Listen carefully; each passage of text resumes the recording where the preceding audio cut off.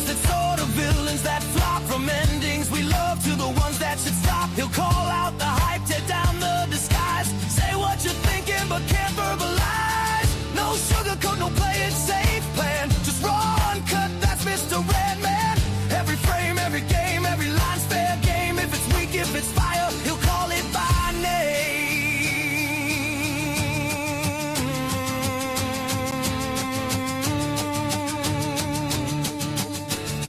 This is Lights, Camera, Rant, where fandom meets fury. Yeah, you know where we stand.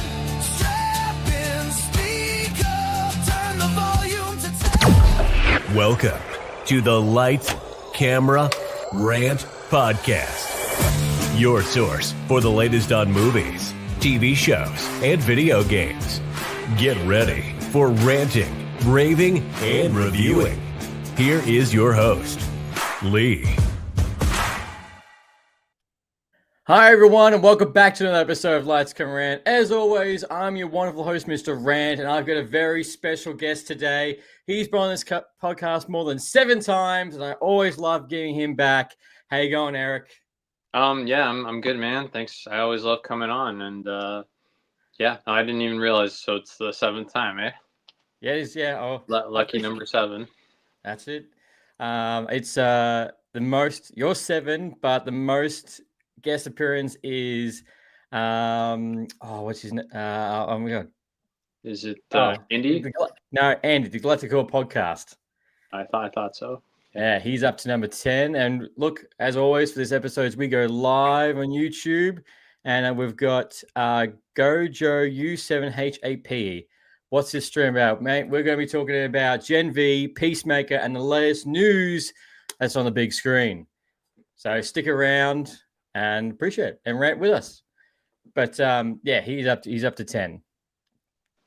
Yeah, I mean, yeah, man, his Star Wars knowledge is hardcore.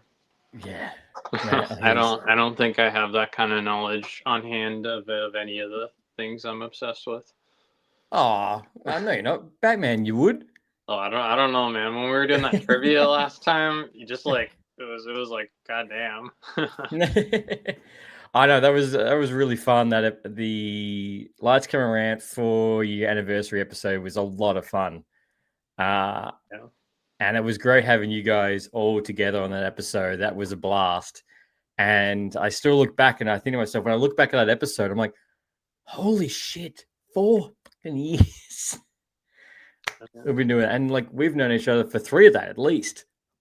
Yeah, it's all kind of a blur when we even started talking, but yeah. I'm trying to think why you came on before Joker. It was something. No, wasn't it? It was Madam Web, wasn't it? Yes. Was that the first one? I think it was Madam Web. That was. Yeah, we were talking for a good while, probably like a good year or so before that. Yes, I think it was Madam Web because I remember talking about how shit it was. Actually, I will tell you right now what that first one was. Your first appearance was episode. Now, as we talk about episode 230, one for this one is that you first came on for episode 143 on February 19th, 2024, and we were talking about. Funny enough, we were talking about the Fantastic Four cast, X-Men 97, and Madam Web. Yep. And yeah, the I remember they did the Fantastic Four thing as like a Valentine's Day announcement. That was kind of random, but yeah. That was very random. You think that? I think we were talking about how they didn't hold off at like a Comic-Con or something. They just did it for Valentine's Day. And oh, sorry, I was gonna say, I don't know. Yeah, their kind of strategies have. Yeah, they've all seemed like with the chairs and everything, and then it's like, are there still more though? And it's like, okay, why weren't they on the chairs? I don't know. Yeah, it all just seems very scattershot. Maybe it'll make sense someday. Yes, well, hopefully soonish. Yeah. Hopefully soonish. We've got also Cryptic Clips. Yo, what's up, my boy? Thanks for coming past. Appreciate it. And Aaron Horn ebook 907. Hi, I'm Aaron. Hey, Aaron, thanks for coming past. And Cryptic Clips. We're going to be talking about Gen V. We're going to be talking about Peacemaker and the biggest news that's happened on the screen the past week. That's what we're going to be talking about. So stay around for the ranting. But yeah, it's funny. And, it's funny that we're talking about the Fantastic Forecast because literally just 24 hours ago, they just announced when the Fantastic Four will be dropping on Disney+. Oh, yeah, November 5th or something? Or Yep. November, sometime, yeah. November the 5th for American audiences and November the 6th for us Australian audiences. Okay, that's... Yeah. And the scary thing is that's going to be wrap up. Like, that's the last Marvel project for this year. We've got the 3 movies. We've got all the TV shows. And last week, Wonder Man got delayed until January. Yeah, I saw the trailer for Wonder Man. It actually looks kind of fun. But I think it looks kind of fun. Yeah. Kind of amusing. But yeah, I still haven't even bothered watching Ironheart. I don't know. Just haven't really had the motivation. Look, man, it's this you need. The hard thing is I nearly wrote the entire show off until the last episode. The last episode is the complete saving grace of the whole thing. Yeah. No, I mean, maybe I'll watch it at some point. I don't know. Although, I don't know. Honestly, I don't even know when I'm gonna watch Wonder Man because now I've got about a month left on my Disney Plus, but I kind of canceled it for now because I didn't like the whole. I don't know. I was one of those people that canceled it for when the whole Jimmy Kimmel thing happened. Oh, okay. Okay, look. I've been like an annual subscriber since it started, and this is the first time I've canceled it. So I don't know. I thought that would send a good message. I mean, well, not me doing it, but luckily a lot of people did it, so they undid that. But I don't know. Yeah, it's just sort of like, I mean, obviously there's things I'm gonna want to watch, but I'll probably just get it at some point again. Maybe I'll just get it for like a month at a time, though. But yeah, I don't know. It's just I can't lie. I mean, that's just like of all the crazy things going on in the world, not to get like all political and stuff here, but like that was just like one way it's like, okay, this is one thing I very concretely understand what's going on here and how simple it is to like do my part to do something about it, because it's just kind of crazy what's happening in the world. And yeah, I don't know, it left a bit of a bad taste in my mouth for Disney, I will say. But yeah. Nah, I get that. And look, it's that whole thing was horrible. That was way too. It reminded me a lot of what happened with James Gunn. Just like those tweets serviced. I don't think it's the same thing, though. No, what I mean is, I guess, you know why? I mean, I don't know how far you want to get into all this, but I think they're not that. Again, the thing with James Gunn was dumb too, but this was I think a pretty different situation, because the James Gunn thing was, I think in this case, like the reason he got like temporarily suspended, right? Jimmy Kimmel. We all know it's nothing to do with actually what he said. They were just looking for a reason to cancel him already, and then they just used that. He didn't even really say anything. He didn't. He didn't. And then the reason he got canceled is because it wasn't, they're like, I mean, again, not to go too far down this rabbit hole. At least I'm in Canada, but still, we're like next door to the States, and like it's kind of scary, because it's like, I mean, everyone who's sane seems to realize it's like on the precipice of becoming a dictatorship if people don't like act. And so that's why it's like, at the very least, I'm like, okay, I can cancel my Disney Plus for now. You're a stronger man than I am. I can't do that, because I'm like, well, it is wrong, but I do want to watch Marvel Zombies. Yeah, no, I'm not gonna hold it against you if you don't. I'm just No, I know. I'm just saying broadly. I'm just like, no, I still don't watch Fantastic Four.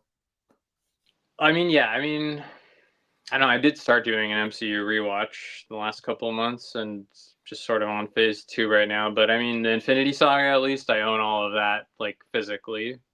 So so you'll be fine.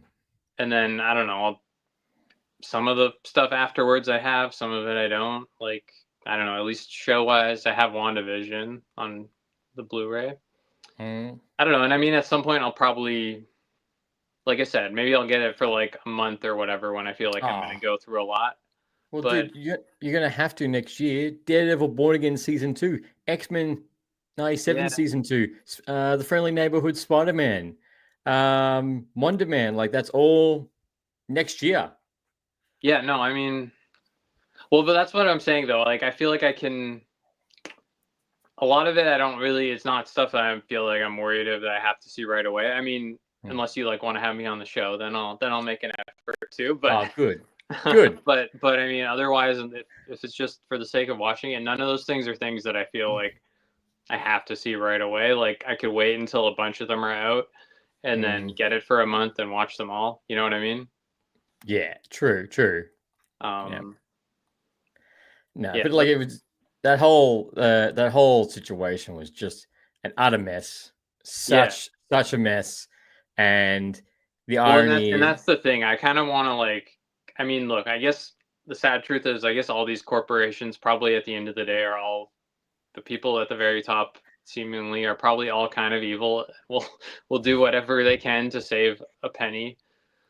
But like, just I don't know. Yeah, I think it's just important to look at the big picture, and like there's so many things going on in the world that I know are bad, but a lot of them are like so complicated it's hard to even understand. But that situation was just like, oh, okay, so they're Disney's blatantly like just kind of like bending over backwards to appease like a a would-be dictator, like just to like censor people, because we know it wasn't about what he said. That's the thing. That's the difference with the James Gunn thing.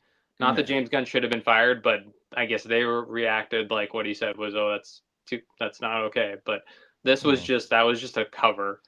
Like, it's no secret. Like, Donald Trump's trying to like cancel all the Late Show guys. He blatantly says it. He's like, oh, okay, like after they briefly canceled Jimmy Kimmel, then he's like, okay, that takes care of Jimmy and Steven. Now there's just like the other Jimmy and Seth and all that. Like it's like so blatant. It's just like, so that's just like the most kind of clear distillation of any situation so far, where it's like, oh, okay, this is something I can like see specifically what is happening here, and I think most people could. So it's like, yeah, it's alarming. And I'm not usually someone who talks about politics this much, but it's like it's just like so blatant, it's hard to ignore right now. I know. Well, look, it's a funny world that we live in at the moment with everything going on. Actually, it's interesting. I should ask you this question, which I think would be a good segue. Speaking of corporations, with WB currently on sale, currently right now it looks like Paramount want to try and purchase it, and buy WB. How would you feel about Disney buying WB? I mean, after everything we were just talking about, this would probably be. I'm gonna say no. Okay. If I take out the political side and all the and everything in the background, I'm like yes, because even without that, I'm still no. Come on, you're telling me you don't want to see Superman and the Hulk. You don't want to see Batman and Wolverine. I mean, they actually are doing crossover comics right now. Like a new wave of those. I'm like, come on, you can't tell me you wouldn't be nuts the fact of seeing that on a big screen. I think DC has to like get their own universe together first before we worry about that. No, I don't know. I don't take the political. Don't really want. I'm like, if anything, I'm probably like have been more of a Disney defender than most people, but like I don't really want them to own more things than they already do, and I feel like their handling of those things have just kind of progressively gotten worse over time, and more like kind of like soulless. Not everything, but in the big picture, that's how it's felt. And like, even like, I don't know, I feel like DC or Warner Brothers, I mean, they're not that they don't do the same thing. I mean, like I said, but like, I don't know, I feel like there's still a bit more like, I don't know, creative spark there. even if they're like making less money. So you're telling me you'd rather see Batman, you'd rather see Superman and Optimus Prime than Superman and Iron Man. That's basically what you're telling me right now. I don't know, man. I don't really want Warner Brothers to get bought again. Or I thought they already got bought by Discovery, and now both of them are being sold. It's like, yeah, I know. I don't know. Yeah, I just don't want any more things to merge. There's been enough of that, and it's just all becoming one big. It's all just going to be like one or two things pretty soon. Well, that's it, and it's funny because you look, Paramount. It's got Paramount and Skydancer. You've got Warner Brothers and Discovery, and you obviously got the giant Disney banner, and then you've got this little Sony just over here that's just like, we're doing fine. Yeah, I mean, and there's, I don't know, an Amazon. I'm like, oh yeah, Amazon. They're gonna like, look, I'm super excited about like Denis Villeneuve directing the next Bond, but otherwise, all the news on James Bond has been depressing because it's like they even put out posters like for all the movies where he's just like missing his gun. I'm like, what are they doing? I saw that too, and I was like, it's like as soon as you do that, it's like, oh, okay, so you're literally like just kind of confirming you guys really should not be in charge of this. No, it makes no sense. And the weird thing is, which makes no sense, is that they've kept the original posters, so it looks weird that they're not holding the gun. Yeah, they just like photoshopped them out. It's bizarre. Well, why did they need to release new posters for all the 25 movies anyways if they're just gonna like, I don't know. They were like, it's just baffling. I don't know. Do like a collaboration with an artist and do like special edition, like special poster editions, but don't remove the gun. Yeah, I mean, yeah, I don't know. I'm nervous to say the least but I feel like with Denis Villeneuve directing, at the very least, this first movie out of the gate will probably be good. But I just don't know in the long run what kind of damage they're gonna do to the franchise. Yeah. That's the thing is, like, I'm glad it's got the money. I'm glad it's got the backing of Amazon, but how it's going to look is very interesting because yeah, I'm with you. I'm curious to know how it's going to look. The thing is how we've had the classic Bonds, and then very much like the Batmans, and then you get your Dark Knight. We got the we got the Daniel Craig era of the more realism. How do you? Sorry, I was gonna say, how do you like reintroduce Bond to a new audience? That's not taping back on those old films. It's something that's fresh and a little bit different. Do you make it like the video game? That's what I was gonna say. I mean, that seemed to get a pretty good response, that trailer at least. So I feel like they'll probably really did do some like, I feel like it probably makes sense to take some cues from that. Oops, I don't know why my light always goes out, but I'll have to probably that's all right. That's all right. And it's funny, I'll give it a sec and replug it in a sec, but that's all right. It's funny. Have you watched Dexter Original Sin? Or I haven't really watched any Dexter. I was gonna say the guy who plays Dexter in that is playing James Bond. Oh, okay. I think I heard that. Yeah. In the prequel TV show, he's playing James. So I thought that was funny. I was like, well, that's pretty serial killer to super spy. I mean, same thing with Christian Bale when he was Batman, right? American Psycho. Yeah, that's true. Yeah, actually, yeah, that's very true. Actually, serial killer to Batman, essentially. So yeah, but no, I'm actually looking forward to James Bond New Light. That looks first light. That's definitely next year's like a really big year for games for me at least. I mean, I think in general, but it really seems to come in waves for me with games. Like there'll be like a year or two where there's like barely anything I feel the need to play, and then there'll be 1 year where there's like 5 games that are like, bang, oh my god, I need them all. Like there's that. And then there's Lego Batman, obviously Grand Theft Auto. Then there's but the Wolverine game. Wolverine game, there's and like another one maybe too, but we do actually. We have two. It's funny you say that because that's a beautiful segue into the first bit of news that we actually have for today. Is something that I cannot believe that I'm reporting on. It was rumored, and that day is here. That next year, for the very first time in 25 years since the first games were released, is that Halo will be coming to PlayStation.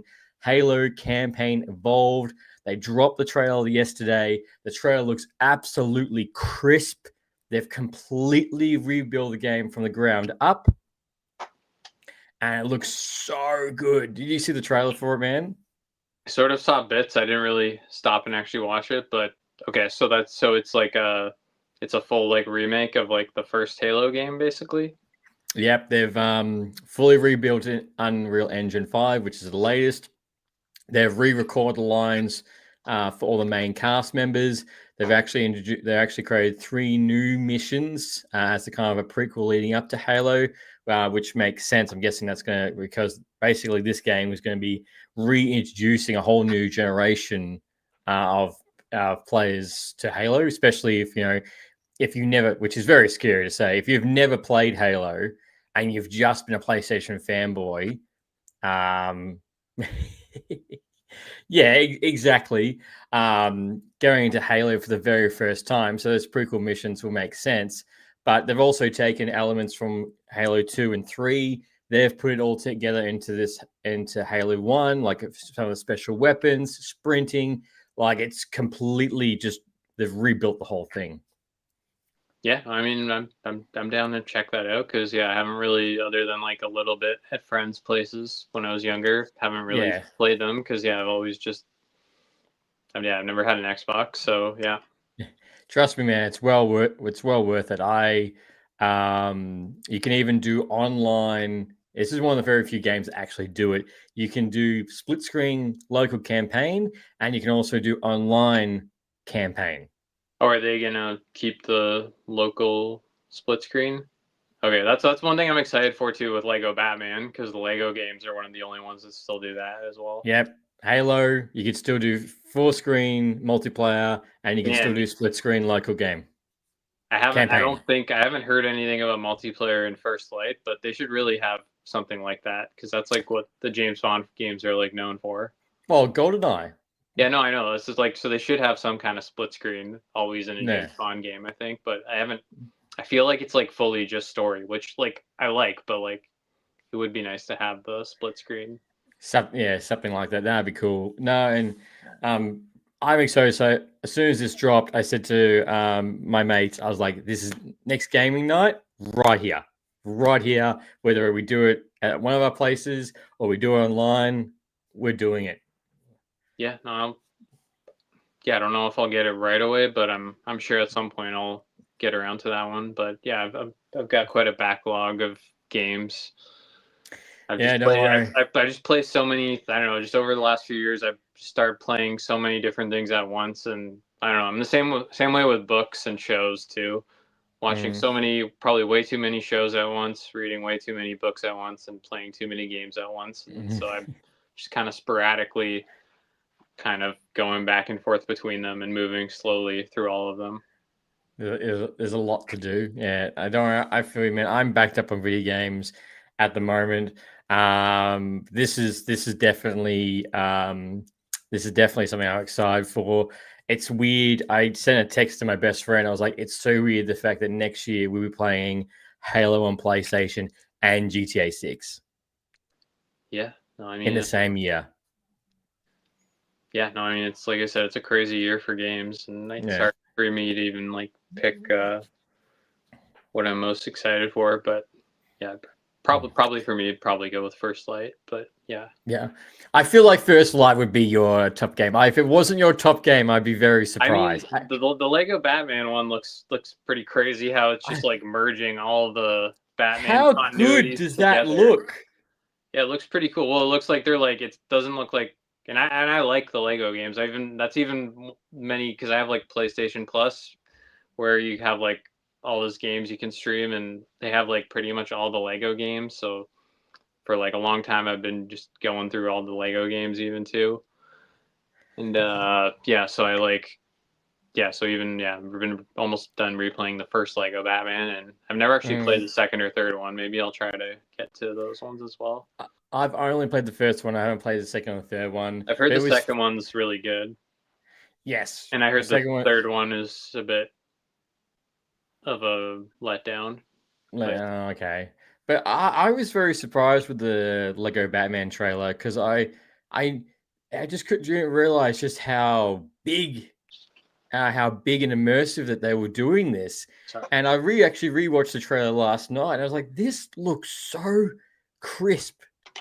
Like, this just looks so big and large, and looks like this is just going to be a good time with the game. And not to mention another game that I would highly recommend I think you might enjoy. Have you heard of a game called Mouse PI? I may have only heard of it just from your show. Okay. Well, it's good. Yeah. The show's working. So for anyone who doesn't know, an indie studio has been working on a game called Mouse PI, which is basically it's a first-person shooter. It's a detective game, but it's black and white, very much like the very old Mickey Mouse cartoons in that Steamboat Willie style. And the interesting thing is that this game has just got such big momentum. Everything they're showing, especially the detective aspect, looks really good. Actually, early this year, the creators of the game came to a convention down here in Australia. They were talking about the game. They were talking about how they actually reached out to developers of Doom for advice on shooting mechanics, the weapons, and what we've been waiting for all year, which they announced at the beginning of this year, saying there was going to be a release date, which was initially going to be this year. However, like a lot of things, it's been delayed until March 2026. We got a fresh trailer this past week. It looks fantastic. It looks different. That's what's got me drawn in. It's just something different, not something. And I really hope that the sales of this game go nuts for the developer. I hope it leads to them making a sequel down the track. I really hope it sparks something for them. But it looks, I'm all in for it. And I'm like, yes, GTA 6. Yes, Mouse PI. Yes, Halo. And the Wolverine game. And the James Bond. And the Lego.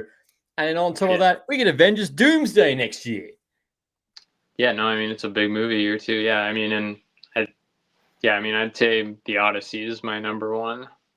Oh my God, I can't wait for The Odyssey. I'm reading the poem, I guess, right now. And I read the Iliad, and now like about halfway through The Odyssey. Yeah, I can't wait. Yeah, trying to really prep for it. And it's wild that you can buy IMAX tickets for it now.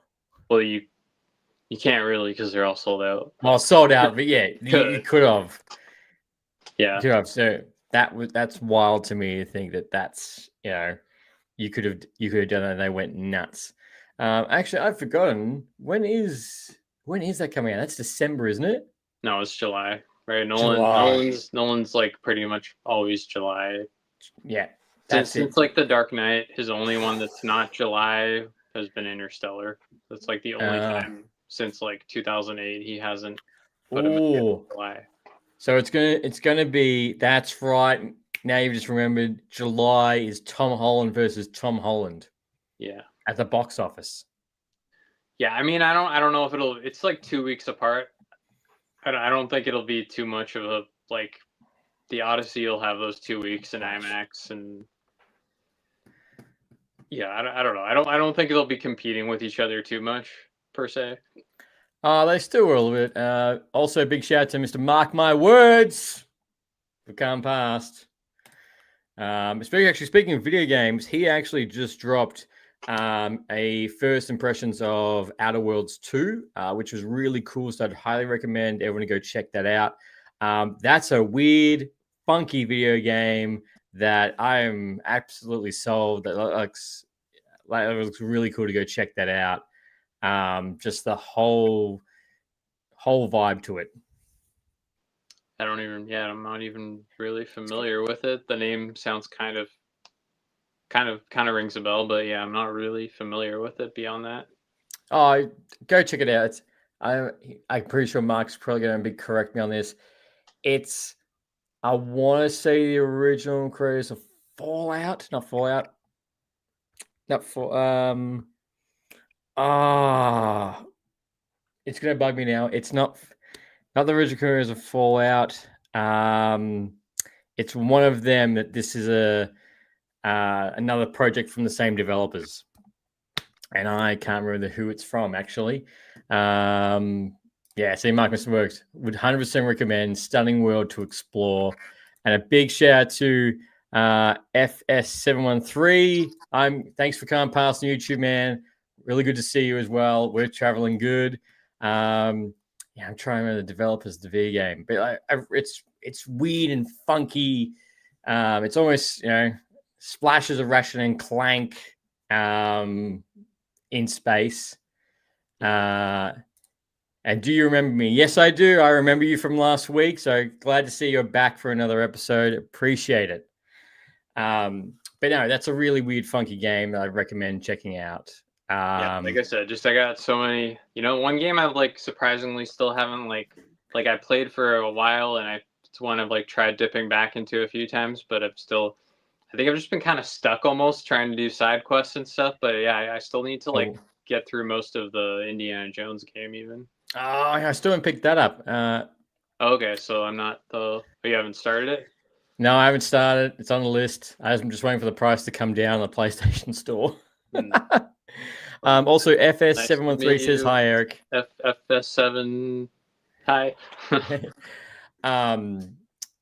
Yeah, what was I gonna say? Yeah, I'm waiting for it to come down on the PlayStation Store just a little bit.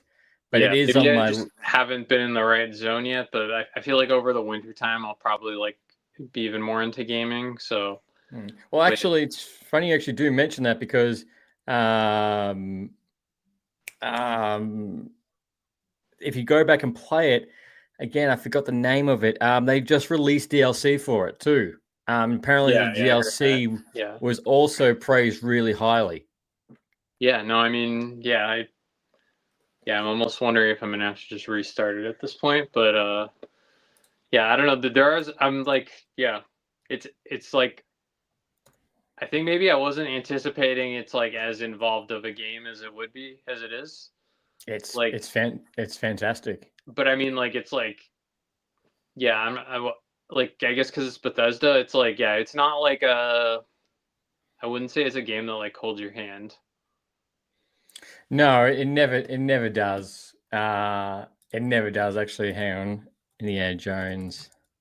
Because I'm still struggling to I don't know, not die whenever I encounter Nazis and stuff.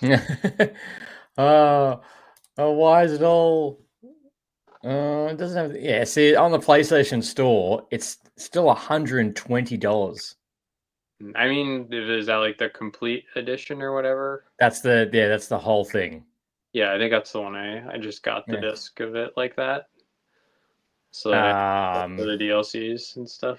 Yeah, I wanna it's won so many awards and everything, and I want to buy it. I'm just and because it's ported. Sorry, not ported is not the right word to PlayStation, as opposed to it was originally an Xbox game.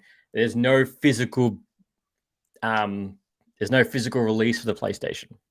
Oh, there's not? Okay, no. They do I have a physical one. You do?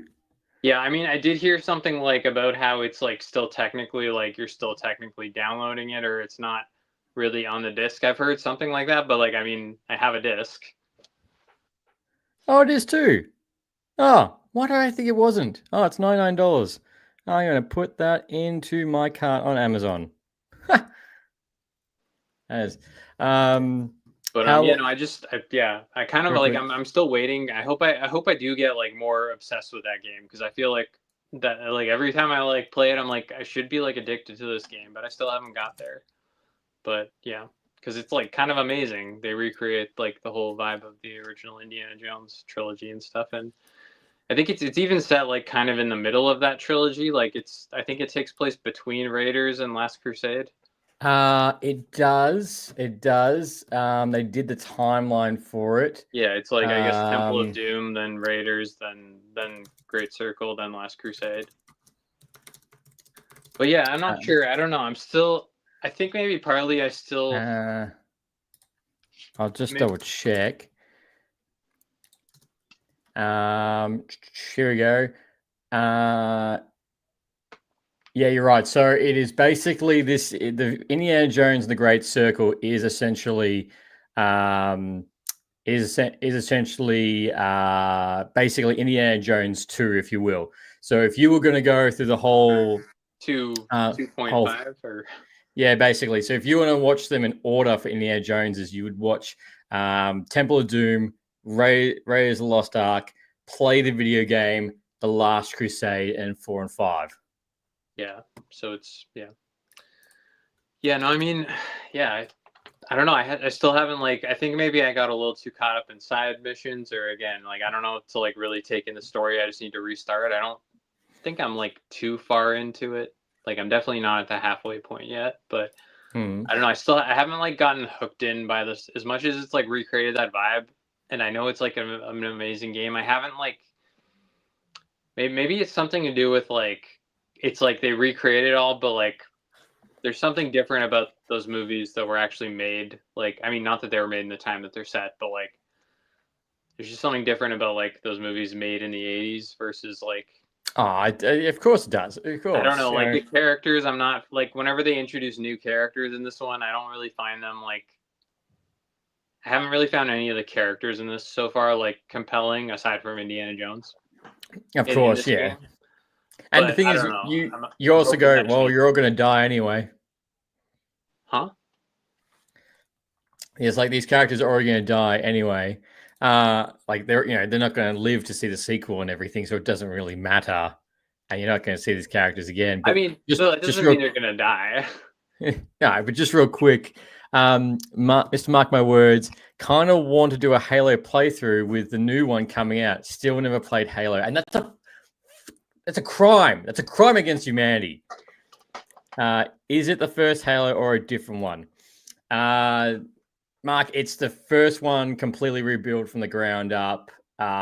It's not 2 or 3, just the first one. Please, for the love of God, please play a whole playthrough of the Halo franchise. That would, I 100% pull up your drink. That would be brilliant. And if you don't do it for all 3 games, don't really have to do 4 or 5, but just do this one because this new Halo looks crisp and as fresh as fuck. But sorry, going back. But no, the new Indiana Jones game, yes. So you don't really like the side characters for this game. Yeah, no, like I said, I feel like it's, I don't know. I feel like I still haven't fully given it a fair shake. I've got to really, yeah, but I don't know. I guess I feel like I should love it even more, based on how much hype I was. But it's great. It is great. I don't know. I don't know. It's I still, yeah, I'm kind of bouncing back and forth between it, and I don't know. I guess I'm getting to that age where I just start going back to older games I like to start replaying through the Assassin's Creed games too and stuff the Ezio ones. But... Oh, you're not that old, man. But in saying that, all year I've been pretty much just been playing Helldivers.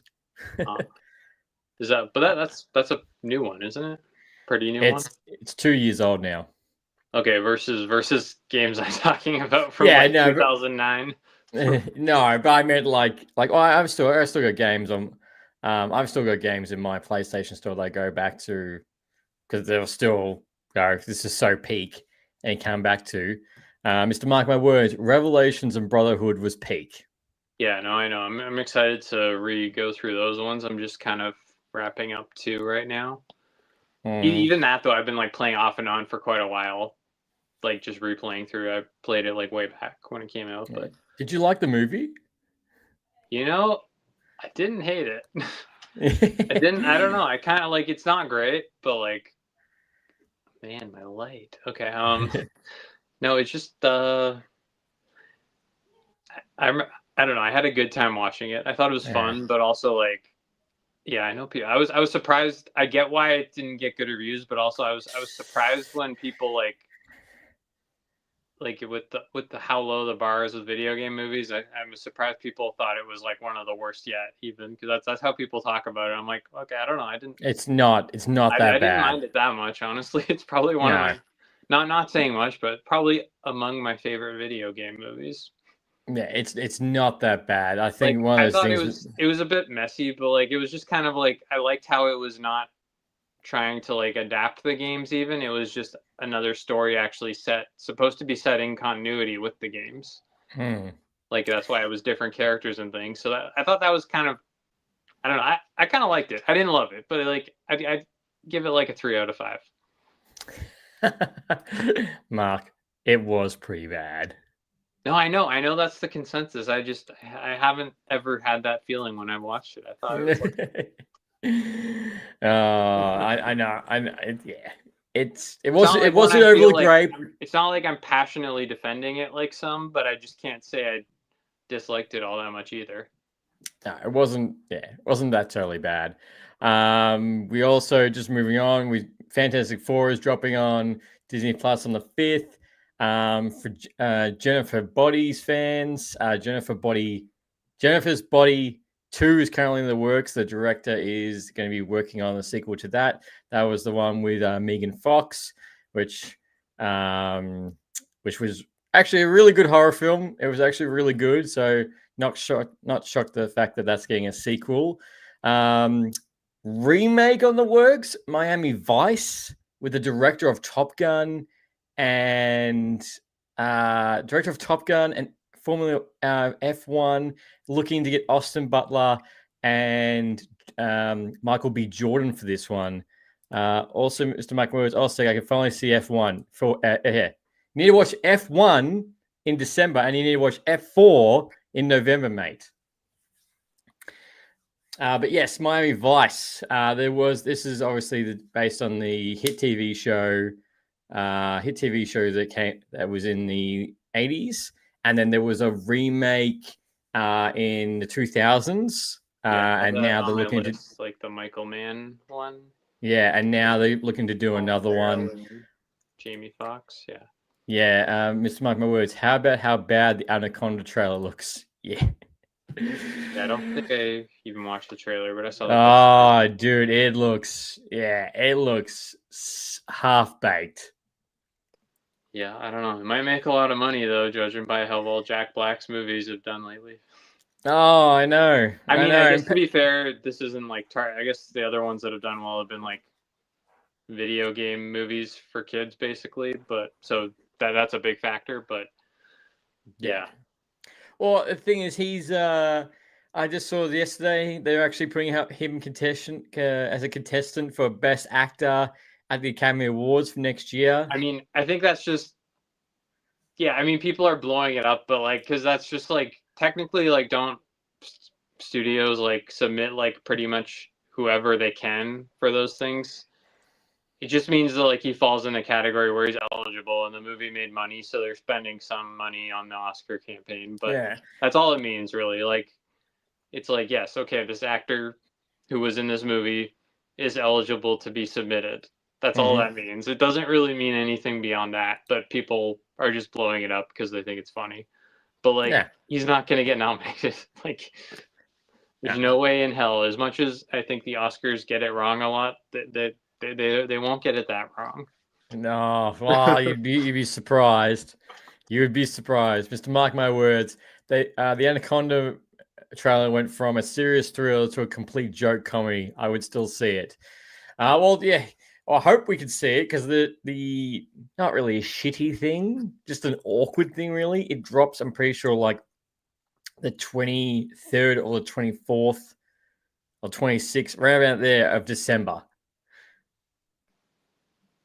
So I'm like, right around Christmas. Right around Christmas, because we all have a lot of time to go see movies around that particular week. Oh, I mean, isn't Christmas like the biggest day at the movie theater? I think. Oh, it could be. Yeah, if you don't want to see your family. around Christmas. Yeah. Well, if you don't want to see a family.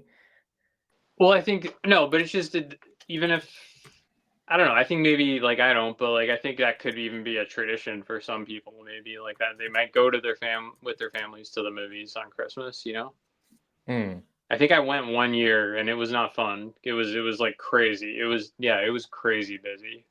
Christmas Day, like everything's busy then. Wow. But yeah, no, I think, but even if people don't go that day, like that's just a very busy time at the box office because I think people just go to the movies a lot when it's like, especially where it's like snowy or something, you know.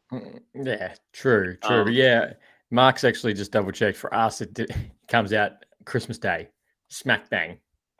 No, I mean, yeah, no, there's usually a lot of big movies that come out Christmas Day, I think, right? Well, it's usually or in December. Like this year, of course, we got Avatar 3, and I think the end of November. I mean Avatar. I feel like it's always like a week or so before Christmas. About it is. Yeah, it is. But I remember other ones like I remember Django Unchained came out on Christmas Day. Yeah, that's right. Yeah, that did. That's yeah. So no, I mean, yeah. Actually, in some ways, like winter around this time is sort of like my favorite time of year, partly just because I feel like there's like the most kind of good movies to go see on average. It is. It is. It's very true, Mr. Mark. My words. Why spend time with your family when you can just see Anaconda? It's true. I mean, or you can watch it with your family. Oh, again, be like, oh, it's the guy from Minecraft movie, and it's Ant-Man. I'd probably enjoy it more than the Minecraft movie. Yeah. Why you want to hear Jack Black be like chicken jockey, and then everyone go fucking nuts. Yeah. Every year it's just more and more. I sound like such an old man, but every year it's just like more and more alienating what people like. Especially like this decade, like COVID and everything like exasperated it, and it's like this is such a weird decade for pop culture, I find. 100%. And dudes, say no more. Literally, Mr. Mark my words right here. He is that old man that you're talking about. He will go to a theater, and if someone is talking too much or talking too loud on the phone, he'll be that guy to be like, get off your phone or shut the hell up. Like you're in a movie, you're meant to be quiet. Yeah. Yeah. Like I still can't believe this. So we went to a premiere. Like you've been invited to a premiere. Yeah, I think you were telling me about this. Yeah. Yeah. Dude was literally scrolling on his phone with the light on. Yeah. No, I mean it's gotten bad out there. I mean, I think lately I've had decent luck, but I think I've just been like picking like really good screenings to go to. But even then, you don't know. No. But like I went to a double feature of like it was like a one night only. It was hard to get tickets to. Like I just luckily found some that opened up like a few days before. But like I think they only had it in a few places. It was like in one theater here, one showtime, one night only. Like it was like the night of like before Tron Ares came out. You could go to like a double feature of Tron Legacy and Tron Ares in IMAX 3D, and it was really awesome. Sick. It was really that would have been sick, especially seeing Tron Legacy on the big screen. Yeah, I mean, I saw it like way back when it came out, but yeah, not in IMAX, I don't think. And so yeah, no, it was. I knew that was kind of like I don't think I'd seen it since then, and I was like, I kind of wanted to like. I was kind of I wanted to see it on the big screen more than I wanted to see the new one because I'm like I remember it was pretty cool visually at least. So like it does, and it still holds up today. I know it wasn't that long ago, but it's still hot. It's so crisp to watch, and still done showing the fact it didn't get its return. Mr. Mike, my words. I think I yelled 2 or maybe 3 times in a theater. Yeah. I don't usually yell, but yeah, there was one time I straight up told people I leaned over and told people to shut up, but yeah, it didn't even work. They just looked at me like, "What's my problem?" and then kept talking. It's people just don't understand the fact you're in a theater. Shut the fuck up. Yeah. Yeah. No, I mean it's crazy, but no, I think looking at like, I think Tron Legacy did make its money back at least. Like it wasn't a bomb. The Tron Ares is a bomb, and I think the original Tron was a bomb. But I think the original made like 400 million or something. So I think that probably broke even. Tron Legacy. You're right. On a budget of 170 million, it made a $400 million box office return. Yeah, I guess it's a bit tricky to say. I guess because it's a pretty big budget, so it needs to make a lot. Yeah, but still, like, yeah, they would be really happy if Tron Ares got anywhere near that. Yeah. Because right now, Tron. Yeah, I was actually looking at this last week. But you know, one crazy thing I was even looking, like, I remembered Inception won the visual effects that year, which I think that's fair enough. But like, it's kind of crazy. Tron Legacy didn't even get a nomination for visual effects. Yeah, which it should have. So I'm just going down the list of the highest grossing movies of this year, going down. Where are we? So where, just take a stab, where do you think, from like 1 to 100 of the highest grossing movies so far this year, where do you think Tron Ares currently sits? I mean, like all movies? No, it's all movies. I don't know. Is it like 50? 50 is The Roses, which I don't know what that movie's about. Mark says 14, not 14. Currently 14 is Sinners. Okay, well, so big range. Eric, you have to go higher. Mark, you have to go lower. 37. Oh, 37 is The Working Man. 37 is The Working Man. But yeah, Sinners is 14. 24 is the Bridget Jones sequel, Mad About the Boy. So Mark further down, Eric further up. 29. I'm gonna have to give it to you now. 29 is Coco Who. Coco Who. I have no idea what that is. Yeah, Mark also said 29. So I'm going to give it to you now. Currently, Tron Ares sits at 30 of the highest grossing movies of this year, currently with a global box office return of $108 million. Well, I know it's bad, but when you frame it like out of 100, then that doesn't seem as bad. No, but just as a clarify, as right now, it's been beaten by the Karate Kid Legends, the Smurfs, Mickey 17, Ballerina, 28 Years Later, Freaky Out Friday, One Battle After Another, Weapons, The Bad Guys 2, Sinners, Conjuring, ELO, Demon Slayer, Mission Impossible, Superman F1, How to Train Your Dragon, Jurassic World Rebirth, Minecraft movie, and Lilo and Stitch. What about, has it like, what's the bigger bomb then for Disney? Is it this or Snow White? I'll check. Mickey 17. Mickey 17 was great. That was a great movie. Yeah, I really still one of my favorites of the year. Yeah, it was Snow White. I almost think Snow White did better now, actually. That's kind of crazy to say. I think that Tron Ares did worse, like, financially than Snow White. Didn't Snow White do like 40-something million opening weekend? Snow White is 18 with 205 million. And what was, but was it, I think its budget was somehow even bigger than Tron's though, so maybe it is, yeah. So Tron Ares is 30 and then Snow White is 18. But Disney still currently is winning because the highest grossing movie this year is Lilo and Stitch with $1 billion at the box office. Yeah, I didn't even see that one. Yeah. I don't know. Yeah, I mean, the original's great, but yeah, even that was actually sort of the one where that was the first I've actually watched most of the remakes in theaters, and Lilo and Stitch was the first one where I'm just like, I don't think I need it. I don't think I need to see that. And also, Mr. Mark My Words is heading off. Enjoy the rest. Thanks for coming past, man. Appreciate it. See you, Mark. Yeah. Also, going on is that the Star Wars fans are getting really ramped up at the moment due to Anne Driver has spoken about that he came up with a script for The Hunt for Ben Solo, which apparently was very positive for what the story was, but apparently, Lucasfilm liked it, but Disney said no. So right now, people are going really campaigning for this movie.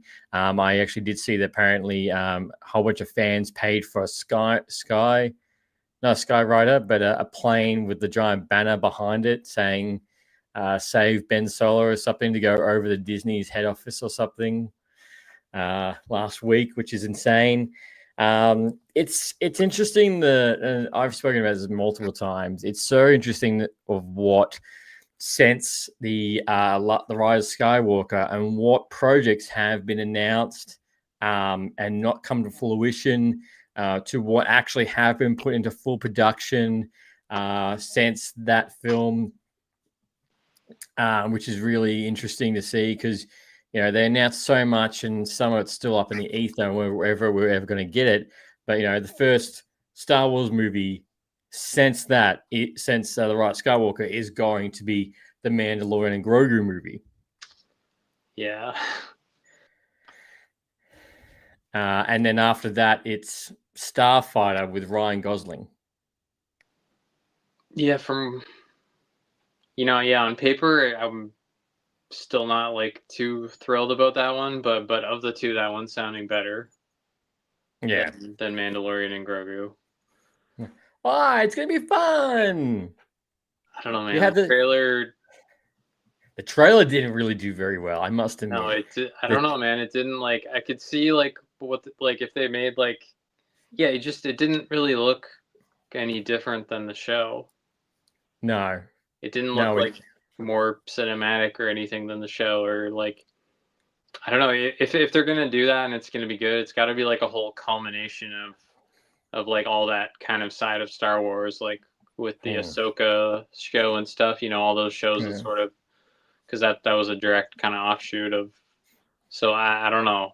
Yeah, I don't know, man. Just like a lot of, I mean, not just Disney, but Disney in particular in this decade, almost so many things they do just feel like these really blatant kind of desperate cash grabs. Of it. I'm just yes. I'm not even I'm not one of those people that always was this cynical, but lately it's just it's just so obvious. Well, I was excited for the Mandalorian Grogu movie. I was kind of in theory, but then I saw the trailer. Yeah. And I mean, I'll go see it. And I'm not saying I won't enjoy it, but no. It definitely if Disney is listening, I would love to go to the premiere for that and take a photo with Grogu or the Mandalorian. But I did for my last episode, I did put into the universe that I also said to Disney that I will give you my firstborn if I can please go to the Avengers Doomsday premiere. I mean, I think my brain will melt. Man, yeah, I don't know. I mean, I'm still I don't know, man. I want to be excited for those movies, but I just don't know. I don't know. Have faith. Have faith. I don't know, man. I don't know. Doomsday is going to be a solid wet dream. Speaking, James Gunn has confirmed also that the Arkham TV show is no longer moving forward because it didn't currently work in his whole DCU. So that's not happening anymore. The Friday the 13th prequel TV show under the A24 banner has wrapped up filming, which this has my curiosity on how this is going to all set up, because it has been the last time we got the Friday the 13th movie was 2009. which we did get the video game, which the video game was really cool, but there has been a whole thing about rights and legal issues with the franchise, which has caused things to be delayed. But yeah, that's the last time. So I'm very curious to see how this TV show is going to work, especially being a prequel. I wonder if it's going to take a lot of aspects off, like, Welcome to Dairy, the It prequel TV show that's currently streaming, which the reviews for that have been incredible. So curious to see how this is going to come out. Also, Stranger Things fans, apparently the final will be shown in cinemas. So get excited for that, and it's going to be, and the episodes are going to be long as a movie, so it makes perfect sense on why they're being shown in the cinemas. And also a little big news as well for anyone who does like them or doesn't like them, but Grown Ups 3 apparently is going to be started shooting next year. Oh boy. Yeah, I know. That's what I thought too. Oh boy. Well, I'm saying that I did like the first one, the second one. I still found them funny. I don't think I've seen them. No, don't worry. Don't worry. Don't worry at all. But let's talk about one of the major things that they've got into that we need to talk about is Peacemaker Season 2. We got the wrap up. It was finished up last week. What were your initial thoughts with this towards the end? And how do you feel about the whole backlash that currently the community is having at the moment, where basically they're saying that 1 to 7 is fantastic, but episode 8 ruins it? I don't think it ruins it so much as I think it just highlights what was wrong with most of the season. Because I don't think like the first 7 episodes were all fantastic.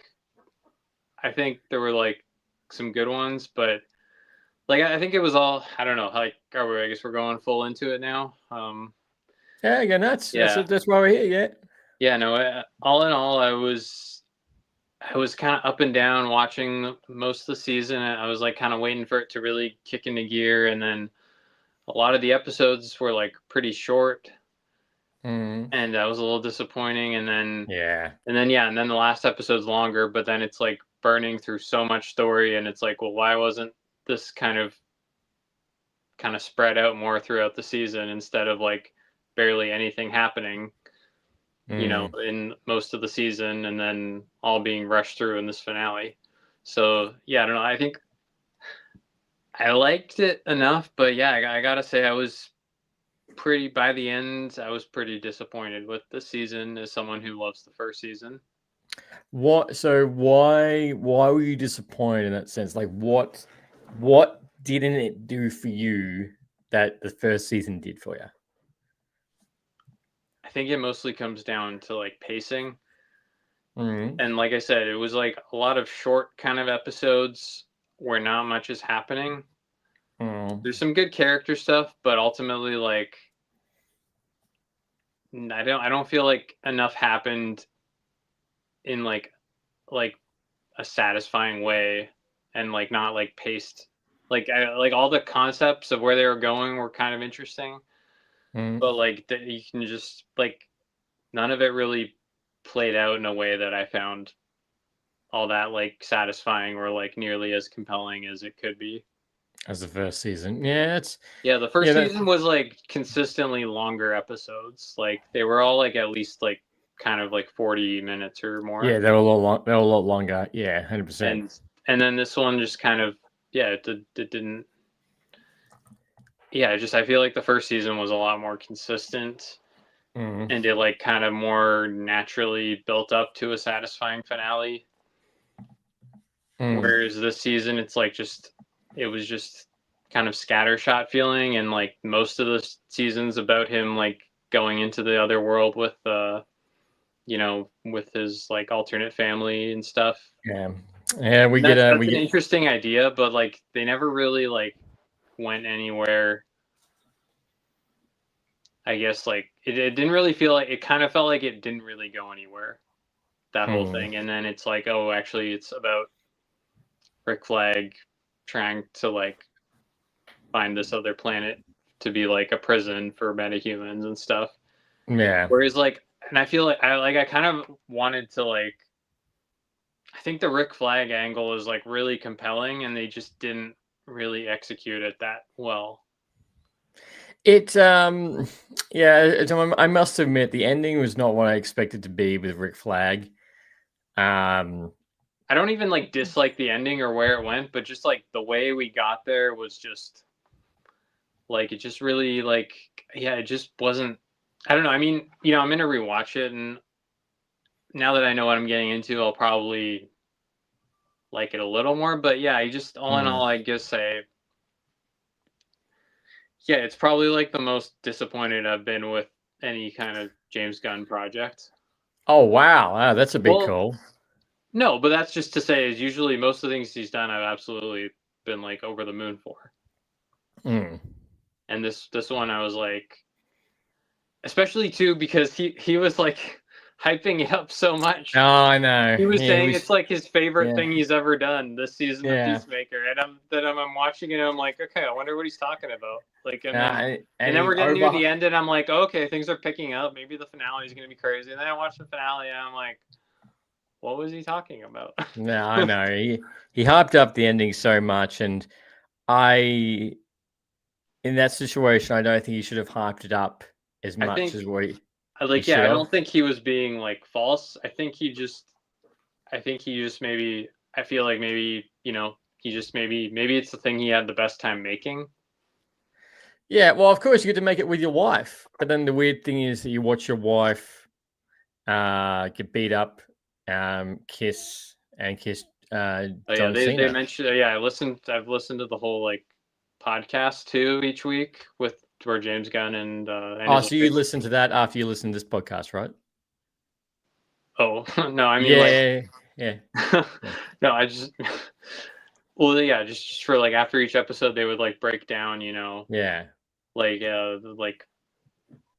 that for most HBO shows now, have some kind of like official podcast, and this was actually, the podcast itself is among the better kind of HBO podcasts they've done, because it's actually James Gunn on each one talking about it, which I guess you could say maybe presents a bit of a narrow view in some ways, but obviously it's cool to hear him talk about the process of making it and like why he like did this and that and everything. And so I mean it's like I really wanted to like it, and there's things about it that I liked. Like I thought all the the actors were all great still in their roles.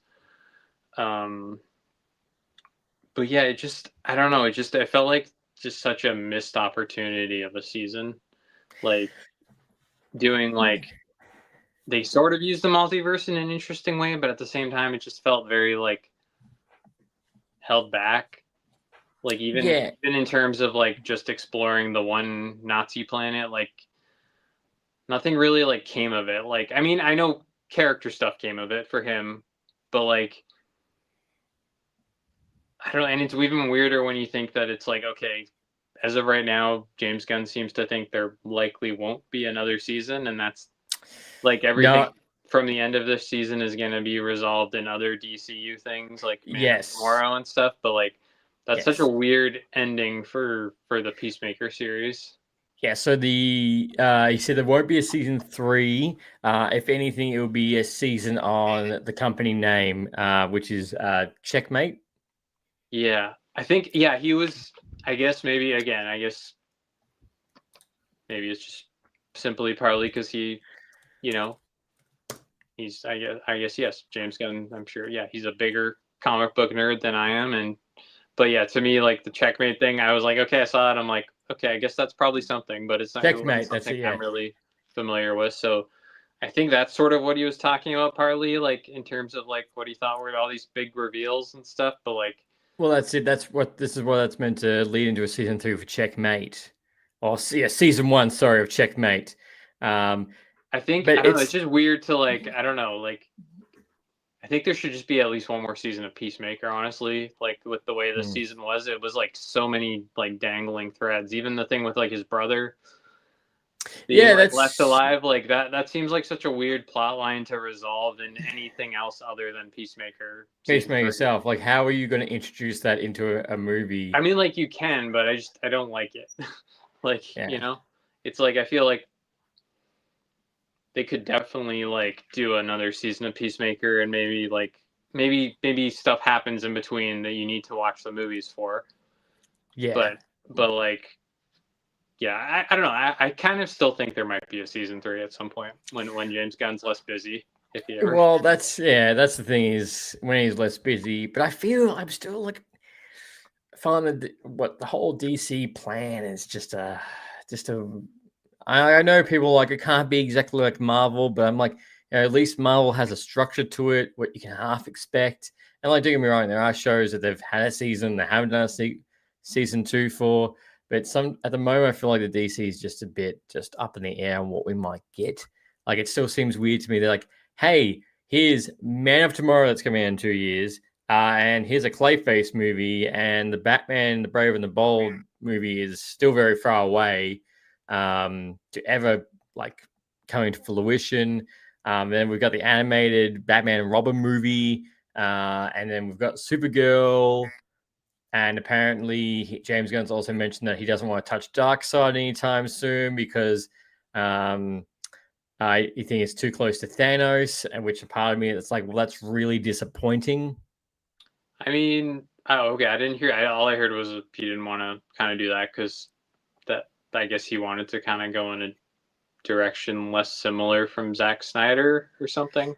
Yeah, that's exactly right, and I get that, but it just seems to me a bit of a damn shame that like I know people can do just like compare, but I'm like, you've got a villain that's like as almost a lot darker than Thanos. I mean, to be like, it's not like that means that they won't ever get to Darkseid. No, but I want to see Darkseid versus Superman. I want to see him beat him brutally. I want to see that type of aspect. Pulling back to Peacemaker. The show, like the soundtrack is still brilliant. I mean the intro I liked as much as the first season. I liked it was like a different like change of pace. At first I was like, okay, this is different, but no, like I liked I thought the intro was a kind of natural, interesting evolution of the first season. Yeah. Yeah, no, I feel like all the pieces were there, but it just no pun intended. Yeah. No, really, yeah. Really no pun intended.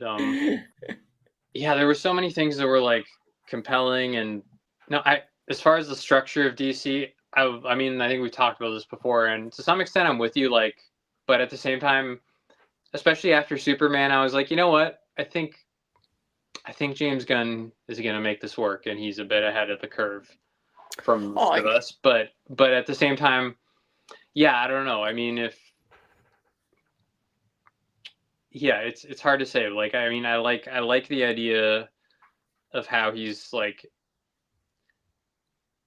if we're not gonna like start like really from the beginning and redo Batman's origin and Superman's origin, like, I mean, I think that's one way to go, because at the end of the day, there's not really any compensation for that, like, as much as it would be repetitive for people. But like, so like, if we're not going to go in that direction, then I kind of like his idea of his version of like kind of partially kind of having some things from the previous universe being canon and stuff. I think that's kind of interesting. Well, yeah, that's what they're going to do. That's what he said. It's some elements are going to be carried over. Yeah, well, I mean, Peacemaker being the prime example, because it's literally season 1 is the DCEU and season 2 is the DCU, which I think that works in that sense, but it's still just like kind of annoying that they. My favorite part of the whole season was probably like I just like the previously on in episode 1. I thought that was pretty funny how they did that. Yeah, where it's like scenes from first season, but they've like changed things, and it's like, wait, what? Yeah. Okay, that's a cool way to do that. It's like it almost makes you think, like, not that I think they should still, because the Matt Reeves thing is like too special to mess with, but at the same time, it's like, you could almost see like a version of if they were to like make the Batman Part 2 in the DCU, they could have like some previously on thing where it's like showing scenes from the Batman, but they have a few dropped lines about metahumans or something. Yeah, and it's like, oh, see, it's all Yeah, it's all canon. Yeah, nerd, it's all canon. Yeah, I know it's going to be interesting, and I know that. Yeah, it's just. But yeah, no, I think just ultimately Peacemaker season 2 is. I still have faith in the DCU. I mean, well, I have about as much faith in it as I do in any major franchise right now. That's what I'll say. No, that's fair. And like, I do think that season 1 was better than season 2. Like, yes, the season 2 is past now, the whole universe moving forward, but there were just a couple elements that I was thought was a bit funny. Like, we did get Lex Luthor in this. The soundtrack is still fantastic. I've had all that from Spotify. And John Cena does a fantastic performance as the character. He absolutely nails that. And they've also done the version of their multiverse thing, which I know I did see some comments being like, "Oh, Peacemaker season 2 did the multiverse better than Doctor Strange and the Multiverse of Madness," which I'm happy to tell you right now they didn't. I think the Doctor Strange did the multiverse a lot better than what Peacemaker did. Like, just exploring the multiverse, like. Yes, we get the little critters that eat people's faces. Yes, we get the giant spiders with the skulls, but it's not the same kettle of fish. I don't know. I mean, yeah, it depends what you mean by that, I guess. Like Peacemaker, I think they probably are just talking about how Peacemaker used the multiverse more for like exploring the characters. Than what that did. But yeah, but so at the moment we're in a weird spot with season 2 how it ended.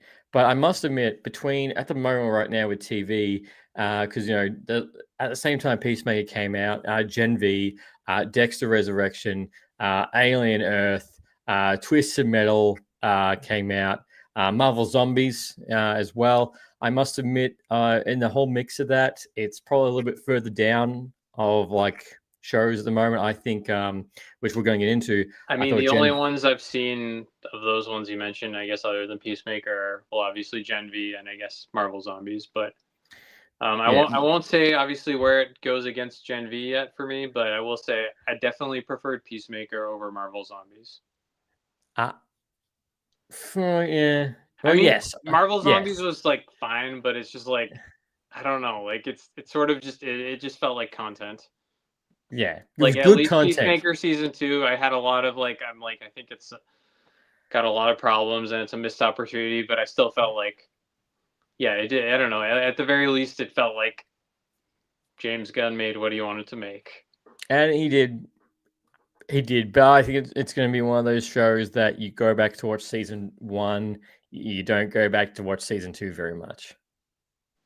I don't know. I mean, it just depends if you're doing like a DCU. I don't know. I think it would be a rewatchable season still. Just like, especially in the grand scheme of the DCU, maybe we'll see how it goes.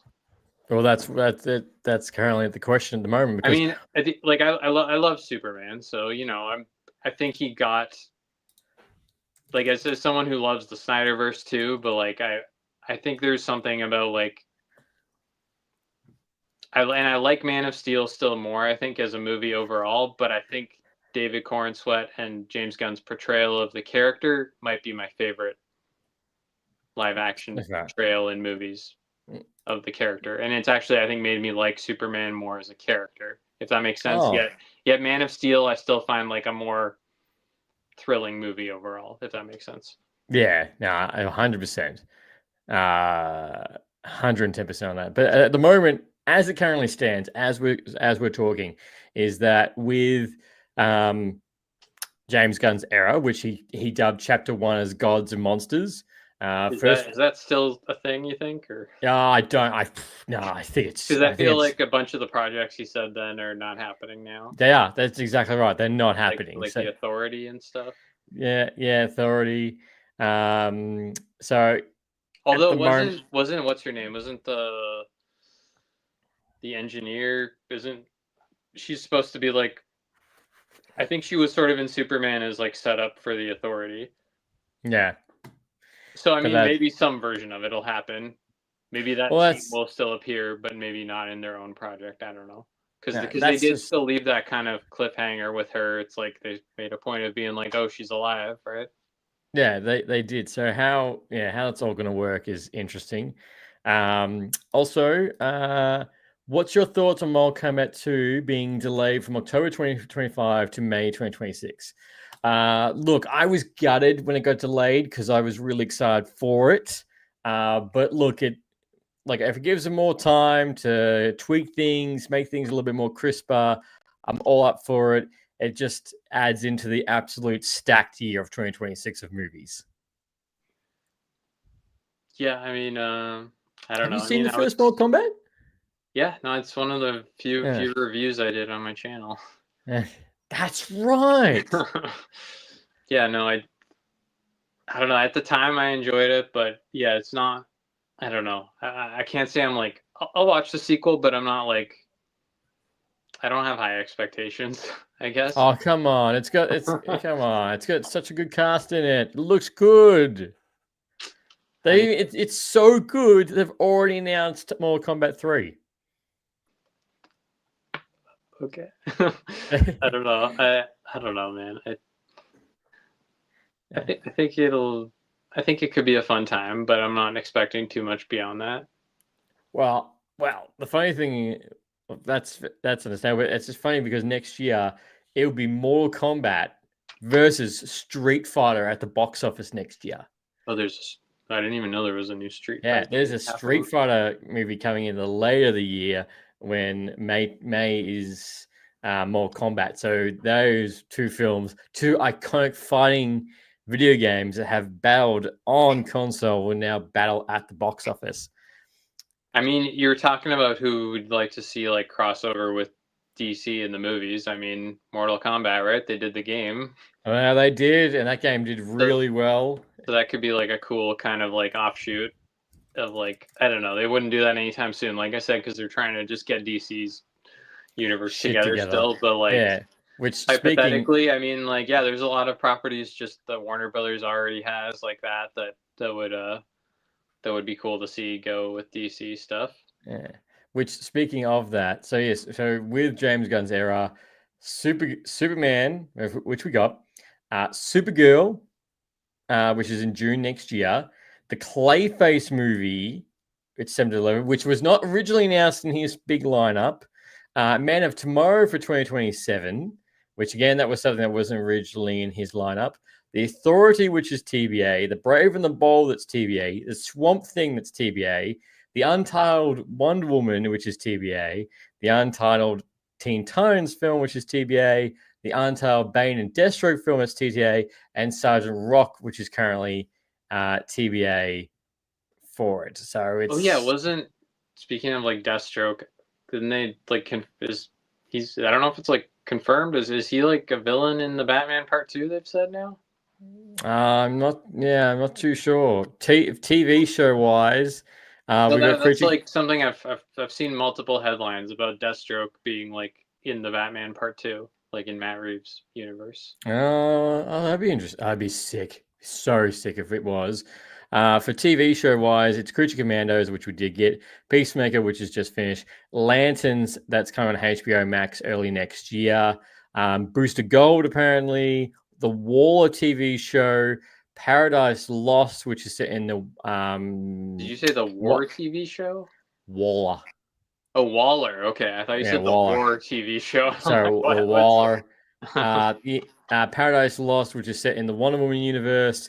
The Untitled Blue Beetle TV show apparently, Creature Commandos season 2, and Mr. Miracle. Yeah, that does sound like a lot of stuff.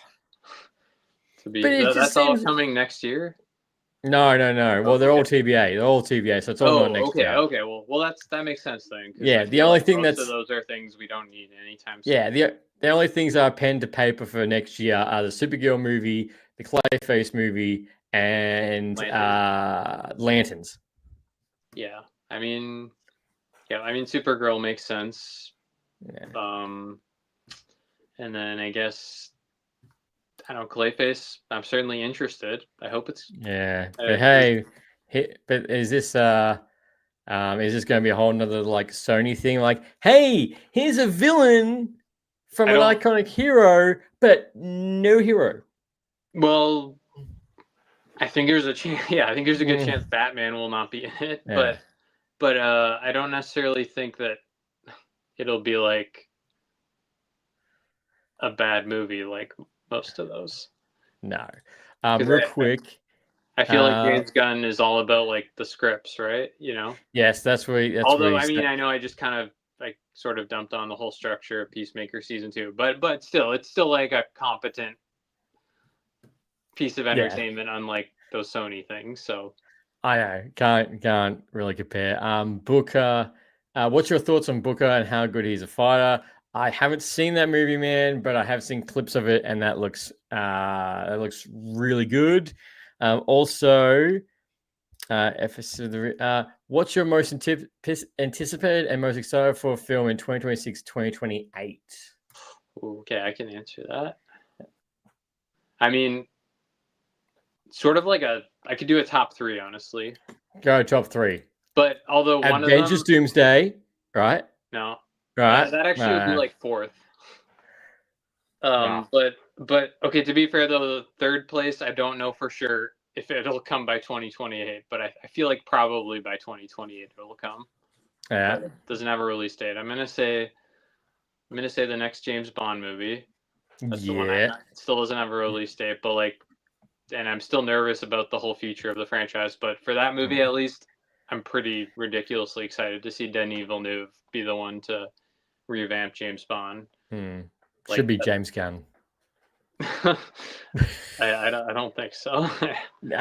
But okay. Next James Bond.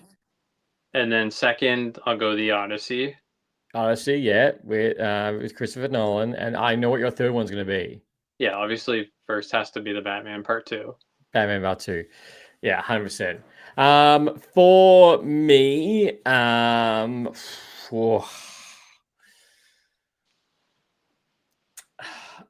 going to say Avengers Secret Wars. Is that third or is that first? No, sorry. No, that's number 1. So it's above Doomsday. Yes. It's above Doomsday because I'd put Doomsday above it right now just because we don't even know really anything about That's what I mean. That's why I put it above it. I was going to say Doomsday, but I'm like, if we're going past 2026, it's probably going to be Secret Wars because of like how the comic and everything that's based on is just going to be wild. So I'd say Secret Wars. Second, I would have to say the Odyssey. 100% the Christopher Nolan Odyssey. The third one. Come on. Come on. No. The third one. Oh. That has got me stumped. I'm just trying to think. Was it not Doomsday, or are you just lumping that? No, it's not Doomsday. Nah, look, I'm gonna have to go probably same as you, the Batman. Good choice. Yeah, the Batman would have to be my third. Secret Wars. I feel like of all those movies, I feel like I picked my top 3 because, and again, that's why it's third, but like because of the Amazon of it all, James Bond, but Denis Villeneuve, I feel like that's pretty reassuring, and then the other 2, it's like, okay, like the Odyssey and no brainer, Batman Part 2, those both are gonna be amazing. Yeah, like no brainer. Those are fully like, like Christopher Nolan and Matt Reeves, like those are gonna be awesome. Say no more. It's funny how we didn't say any of the James Gunn films that we're excited for. Well, no, I'm excited for them, but not like not. If you go to the top 3, yeah. What's your thoughts on the first live James Bond game? We were just talking about that. I mean, you must have just left. I'm really excited for it. Excited. It feels almost like it feels like basically like it looks like for the time being, it pretty much looks like it's the next. It feels like Bond 26, but as a game, because it's kind of what the movie could be like, basically. Because obviously, it's going to be a new iteration again, and this is really the first time they've done a game, I think, like this, where it's not really based on any of the movie actors at all. Yeah. So it's sort of actually, you're right. I think all the other ones have to some extent been based on the movie actors. Yeah, but this one actually isn't. Yeah, but no, it's got a high anticipation for the game, and the trailer did. It look... looks a lot like Uncharted as a James Bond game, which to me is awesome because I love Yeah. Uncharted. So I feel like that's a good direction to take it. Yeah, because technically, I feel like Uncharted just sort of like kind of perfected that type of game. So obviously, it's the one you're going to model all those kind of games after. Well, exactly right, and it kind of makes really sense the fact it goes into like that Uncharted space for a James Bond game. Like, it doesn't seem to like, oh, that's not real. That's not really. That should be more like a Hitman. I'm like, no. Well, I mean, obviously, it's going to be like. I mean, I haven't actually played the Hitman games, but obviously, it's the people that made Hitman, so it's also going to be like Hitman. Yeah, so basically, Hitman and Uncharted had a baby. You get James Bond First Light. Yeah, essentially. I don't know. Yeah, I guess all we can hope for is that it's like the Arkham Asylum of James Bond games. Right? Yeah, that would be like really like kind of, you know, brings it to a new level, because I feel like the James Bond games have needed that, and the fact that there hasn't been one in like 13 years. Yeah, and does that and builds off a trilogy too. Like, builds off a 1, 2, and 3 type of game aspect. Yeah, like so yeah, no, I feel like that could be really like we could have a whole like James Bond renaissance, or Amazon could screw it all up. But I think either way, which direction is it going to go in? Probably a bit of both. Yeah, I think there will be a bit of like I said, I feel pretty good about that game. It was already in development, I think, before Amazon kind of took full creative control. Yeah, it was. Yeah, 100%. And then as far as at least the first movie, as long as Denis Villeneuve doesn't drop out, then I have confidence in that first movie that if he stays on board, it'll be good. Because I don't think he'd make something that he wasn't happy with. We made Dune, and no one was happy about that. What? I mean, no, that's what I mean. Like, he's you know, he's a lot like Nolan. He's one of those directors that arguably doesn't really have any misses. No. So, what did he do before Blade? Before Blade Runner? Yeah. He did Arrival was his one before that. Oh yeah. Arrival, and then before that he did Prisoners. Yeah, that's it. That was the one I'm thinking of. Oh, Prisoners. He did Sicario. He did. That's it. Yeah. He did. There was a smaller one he did too. Enemy in the same year. Like, no, like I've seen all of his English movies. I haven't seen, because he had a bunch of French movies too before. Yeah, but Prisoners. That's such a good movie. He's been just he's been like for a more like a solid decade plus, just like pumping out great movies. Like, so. Yeah. No, he's and then just I think only finally with the Dune movies he started to also have like some more box office clout too. Yeah, because Blade Runner was, I thought, amazing. Might be my favorite movie he's done, but it didn't do that well money wise. But no, unfortunately. But look, I'm still curious. Like, I hope he does a good job. My what if is always there for what the Christopher Nolan one was going to be like. I mean, I feel like he's a pretty close idea of what. Yeah, they're similar in a lot of ways. Yeah, I mean, well, and I think they're even like buddies, right? Because they just have similar like tastes and everything. Yeah, between them and Hans Zimmer. Yeah, and I mean, like, even like much like Christopher Nolan, though, everything I've heard Denis Villeneuve talk about, like, he's also like a diehard James Bond fan, like since he was a kid.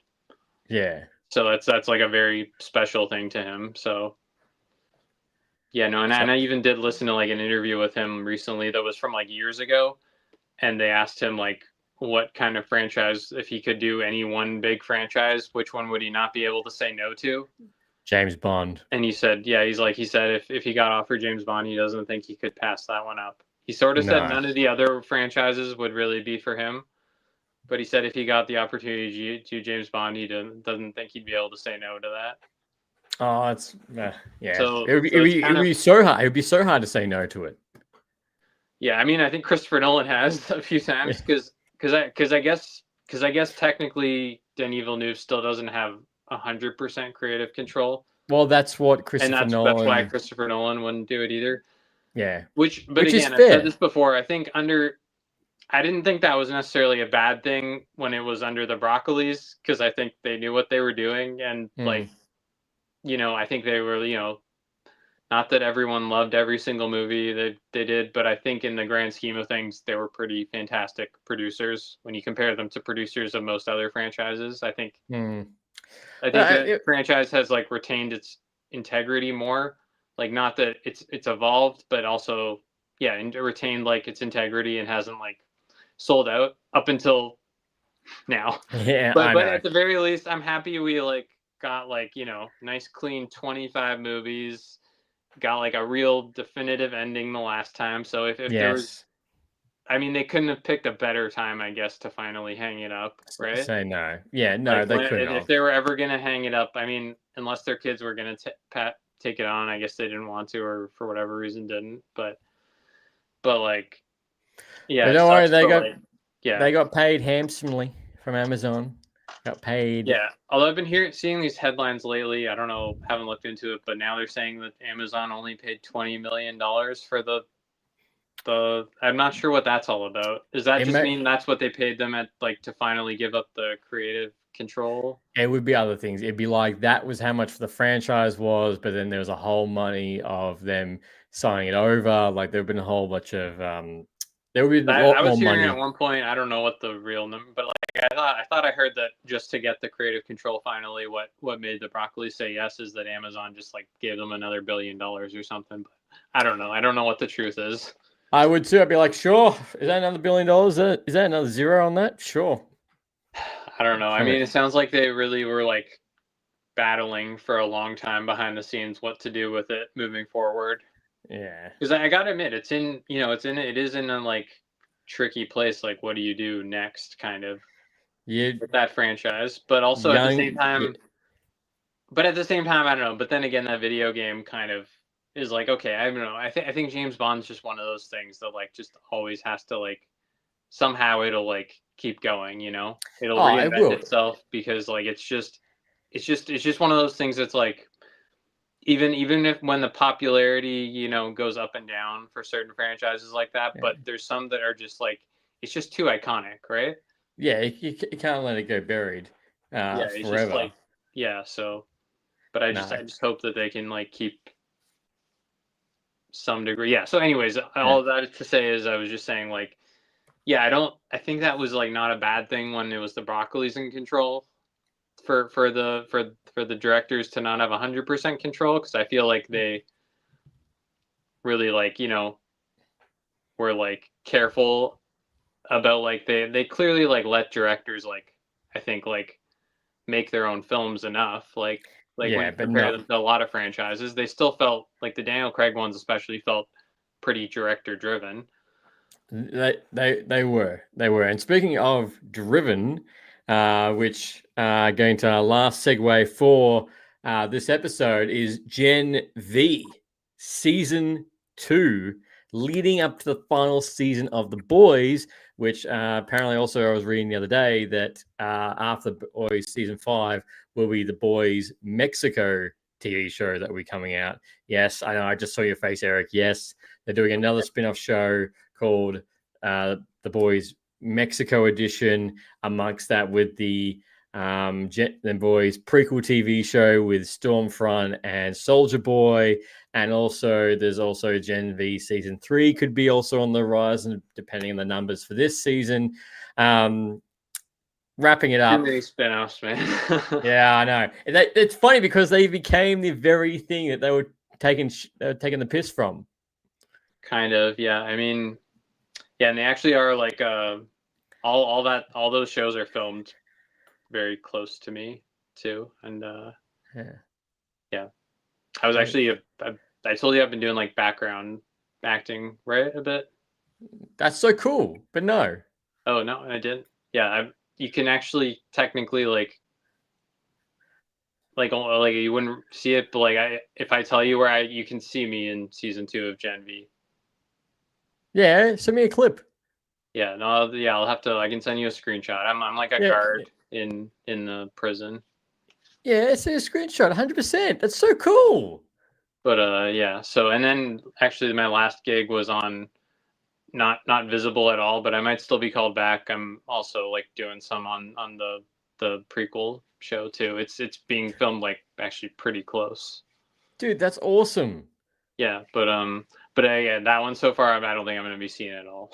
But yeah, But no, send me a screenshot for Gen V season 2. So you being sure. on the set and finally watching the end of the show. Just for like 2 days, I was on the Gen V one. Just awesome. in like one prison scene in episode 5, basically. Yeah, send me a screenshot, 100%. What did you think of the final? So yeah, Gen V, weird relationship with this show because like both seasons, I struggled to get into, but then once I kind of got past the halfway mark, I was pretty into it and enjoyed it to the end. That's kind of what I'd say. I mean, I think maybe I struggle with the parts of it, like in both seasons, where it's just them like at the school and there's just a bunch of, I don't know, like feels like to me like shenanigans going on. Like I know it's all set up for the thing, but like I really need that show to like kick into like the plot to get interested. Like I like the characters enough, but they're not enough that I'm like glued to the screen just spending time with them, I guess. But when the plot gets going and when it seems to like be tying more into like the bigger thing with the boys, then I get more into it, I guess. Yeah. Which I found this season did tie in a lot more than what the first season did. Yeah, I mean, first season did as well, but yeah, in terms of like where it went, yeah, no, once again I was as happy or even maybe like this season slightly more. I think they're about on par. Seasons. I'm not over the moon for either season. So I still actually have to kind of hash out as we talk. I'll decide whether I liked it for Peacemaker season 2 more because they're pretty close, honestly. They are. I think I was more disappointed with Peacemaker season 2, obviously, but Yeah. I also had higher expectations, so it's hard to say. Yeah, and no, that's fair. I like Gen V more. I must admit. I know. I felt like the quality, the consistency, leading up to it, like as a show, I liked it a whole lot more. Don't get me wrong, like Peacemaker, the DC universe, that's heart and soul to me. So I do really like it, but I just felt like as a solid season of a show leading up to what's going to be happening, I think Gen V did a lot better, especially the ending.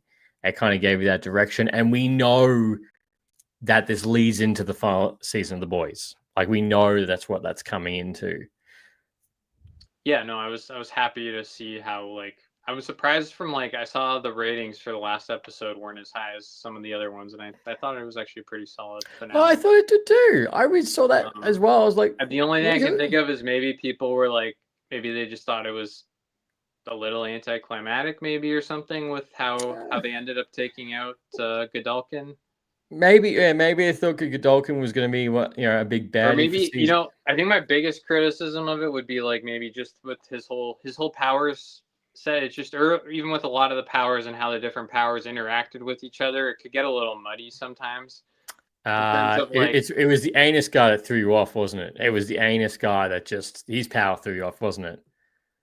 Oh, well, early in the show. No, I meant more like all like the ones though that have like all the different kind of psychic abilities, and it's like, okay, does this ability trump that ability, or it's just like I felt like it was like a little unclear sometimes in how it was written, like how like he's so like the one girl like takes his powers and then he's like, and then like Marie's about to like blow him up or whatever, and then suddenly he has his powers back, and then he's in Marie's head, and then there was like a lot of people jumping from this person's head, and then that person's in this person's head, and it's like, I don't know, you know what I mean?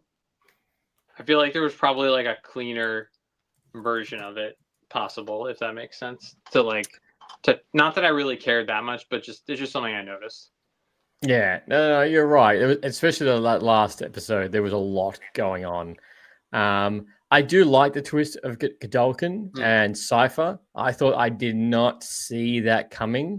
Yeah, I'd heard there was some twist coming up because I watched it late, but it's still, it still got me, and I thought that Yeah, I thought the twist was pretty interesting. Yeah, Although, sorry, I was just gonna say, but in terms of that, one thing I'm wondering is like, so was he? Because his like real body, did he like trap the other guy that he'd taken over the body of within his real body, or was he in both of the bodies? Because if he no, was in both of the bodies, like why was he like beating himself up then if he was in both of them? well, no, because I think he was beating him up because the fact that he's just annoyed. The fact he can't do it. He was annoyed because he couldn't do anything. It was just the fact that So he's in both the bodies at the same time, and he's beating himself up, literally. Yeah, he's beating him. Yeah, he's beating himself. Oh wow, that's something. Yeah, that's yeah. Yeah, So the fact that he can, it's basically being sadist. Like he's hurting himself. Like he's feeling that pain. Okay, yeah. Well, yeah, it makes more sense than if the other guy was in there because I was just wondering like if the other guy like. Yeah, no, I guess that makes sense with how his powers work because it's not necessarily that he can put somebody else in his body. And now the fact that towards the end he can control multiple people at the same time. Yeah, and then I thought it was funny how I'm just like the guy who ends up playing Godalkin, like the real Godalkin. I'm just like, okay, the only thing I've seen him in is like, oh, he's like the nerdy guy in Wicked. Is he? Yeah, did you see Wicked? Once. Yeah. Yeah, but you're right. Yeah. He's like the Munchkin guy. That's true. Yeah. I think in real life he's like now like a couple with Ariana Grande. Damn. Well, I guess Godalkin is the guy that you want to, you want to have. I think there was like a whole drama or something. Like I think he left his wife and child for her or something. I don't know all the details on that. But I don't know. This is like gossip I've heard from my friends. Yeah. Who follow this stuff more. But I'm like, but yeah, I don't know any much for the drama, but yeah, I'm pretty sure he's a Tim and Ariana Grande era thing. Oh, okay, yeah. No, well, Jesus, all right, but no, I think it was good. I handled the death of the Andre character very well. For anyone who doesn't know, unfortunately, the actor passed away last year in a biking accident, which is why he wasn't in this season. I think they did that good, especially with his dad. I'm glad that we did go back to the school because I was curious to know if we were going to go back to the school or not until we obviously got the trailer. I know we got A-Train, we got Starlight coming into it. And I do like the fact, again, with the school, seeing that, the powers are unlimited, like anyone's got weird powers. It doesn't, everyone's got like a weird, quirky power being in high school. I hope we see a season 3 of Gen V. I like these characters. I'm very curious to see how much they're going to be in the last season of The Boys. How much? Yeah, I mean, or I was saying this about like even season 1. I kind of just like, but now especially it'll make more sense. But like, I don't know. I don't really need another season of this, but like, especially now, it makes sense. You can just wrap up. I think they should just wrap. I know they're not going to, but I feel like let's just do one big like Avengers style last season of The Boys. That's basically what the season is meant to be. Yeah, and like this is the end game. Let's just end everybody's stories there. Yeah. No, I don't know. I mean, no, they could do another season of Gen V. They probably will.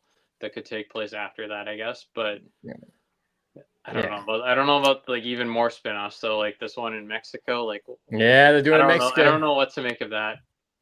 Yeah, they're doing Mexico. I do think the prequel one sounds interesting, and not just because I've got to go to the set and stuff. I'm sure that's why. No, I haven't. I've just been like a blur behind a window in the distance so far on that one.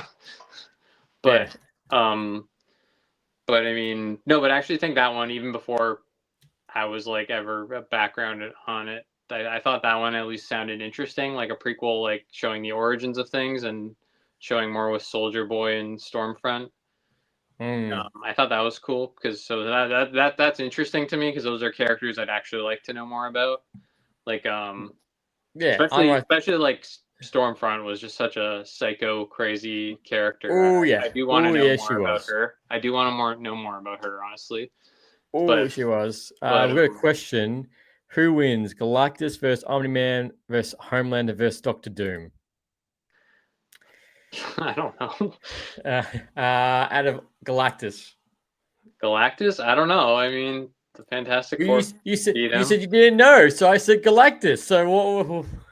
I mean, I don't know if I have enough knowledge on all the characters to say. Well, wait, what? So one of them was not Homelander.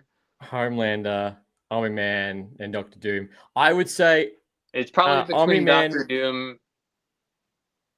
Doctor Doom wouldn't be able to beat all three of them in a hand-to-hand combat, but Omni-Man would beat Homelander. Yeah, I think Homelander comes in last place. That's all I know.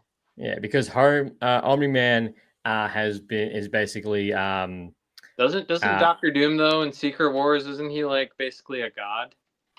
That's why I'm excited for it. That's why I'm right here. I'm gonna go with Doctor Doom. He's my pick. All right, Doctor Doom. All right. Omni-Man, I think, would 100% beat Homelander because of the fact that Omni-Man is basically a trained military person that's taken over multiple planets. Homelander is just a boy in a superhero outfit. Well, also too though, but even Omni-Man, as much as like his power is basically at the end of the day still like strength, and durability, whereas I feel like Doctor Doom has more facets. He does a lot. You know more what I facets. mean? So that's why I think I would go with Doctor Doom, and I think he's of all of them, he's like the most like he's like the only one that's like a real like mastermind. Oh, out of all four of them, yes, 110%. He is the technician. Yeah, so that's again, I don't feel like I'm versed in all those characters enough to really give a good answer, but if I have to pick from what I know, I'm gonna go with Doctor Doom. Doctor Doom it is. Is there anything particular thing you didn't like about Gen V? I mean, sort of just besides the power scale and everything. Yeah, I mean, well, like you said, yeah, there were things at the beginning. I mean, I guess it helps that it actually came back story-wise in the finale, but yeah, there were things like I just get a bit sometimes. Yeah, I'm pretty up and down on the whole boys universe. Like I have just have gotten a bit exhausted, I think, with it all. Like I think the first 2, maybe 3 seasons of the show, I was pretty into it, and then between these like 2 seasons of Gen V and season 4 of the boys, I have gotten like kind of burnt out on just all the like kind of shock value stuff of it, Oh, I know. Like it just feels like I don't know, like it feels like it's just like trying so hard to be shocking. It's because they've kept going up and up and up, and they're just trying to do something different now. I didn't find anything too gross in this one. Probably just the anus guy. I was a bit like, yeah, I don't know how that works even, but I guess at least it did. You don't know how that works. He can shelve anything in his rectum. Like, what's the? That's the kicker. Okay, because I was thinking like when I first saw the guy come out of his anus.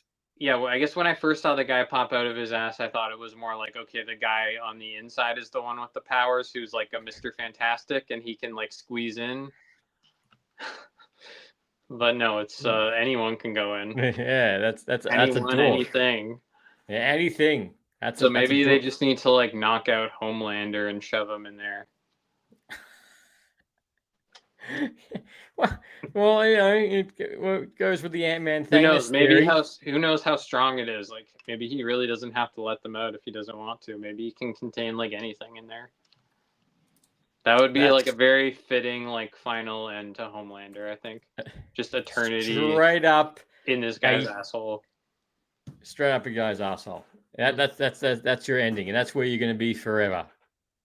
Yeah. That's it. Yeah. Like find a way to depower him maybe, and then but don't kill him and just keep him up to the guy's asshole, and he's like what did they call those guys? The bondage babies. Oh yeah, the bondage baby. Yeah, make Homelander like depower him, and then eternity, the rest of his life as a bondage baby. I think that would be a fitting end for Homelander. We're gonna clip that and make sure to use that for next year when season 5 drops. That this is what Eric wants to I don't think happen. there could be a more satisfying. No, he's going to have to. The thing is, I keep thinking he's going to die, but I feel like he's just going to lose his powers, and that's it. He's going to be like, "You're left as a normie now. Go live out your life and die." Yeah, I don't know. It's hard. It is hard to picture any way the show could end where it feels like the threat of Homelander has ended without him dying, though. Yeah, I know. I feel like he has to die, right? Yeah, he has to. Point. I mean, it's like he's been put up there with like some of the like Game of Thrones characters, some of the villains from that as like the most hated TV villains of all time. He really has become that. So like, he's got to go. I can't imagine. I mean, not to say, I know you still haven't watched it, but like there are some characters in Game of Thrones where it would not have been okay if they did not, if they survived. Yeah, he's gonna die. He's gonna die, 110%. But no, I think Gen V season 2 was solid. It definitely gave us some new powers. Again, the acting was great. I love the twist. And right now, it's just made me more excited of what we're going to see in the future for the boys. Yeah, no, I do like the idea of this last season having like, I think it'll be fun to see the Gen V characters like. I kind of hope that they're just like regular characters on this season of the boys. Yeah. And just have like a whole big team and go like Avengers style, seeing them all interact and stuff. We're gonna hear Butcher be like, Avengers, assemble. Yick. Yeah. I don't know. Like I'm trying to think of like a version of that for like boys. Yeah, pretty much the boys assemble. Yeah. I'm thinking of someone with like a B though. Yeah. Boys. Pucker up. Boys bondage. That makes sense. Yeah, something like that. Eric, do you have any final words as we wrap up Gen V? Yeah, I don't know. It's I think I'd rate it and like I think the same that I gave the first season. It's like a 7 out of 10 for me. Which is about what I'd give Peacemaker season 2. But yeah, I think if I'm being fair, even though I like really struggled to even pay attention sometimes to Gen V, I think I will say I'd give it the slight edge over Peacemaker season 2, just because I think it was more well paced and it wasn't like a bunch of random like short episodes. No. And then rushing everything at the end. No, everything, all episodes, you had enough time. It felt like it was fleshed out and the pace moved progressively. It didn't just go, here's the lull point, and then back up we go.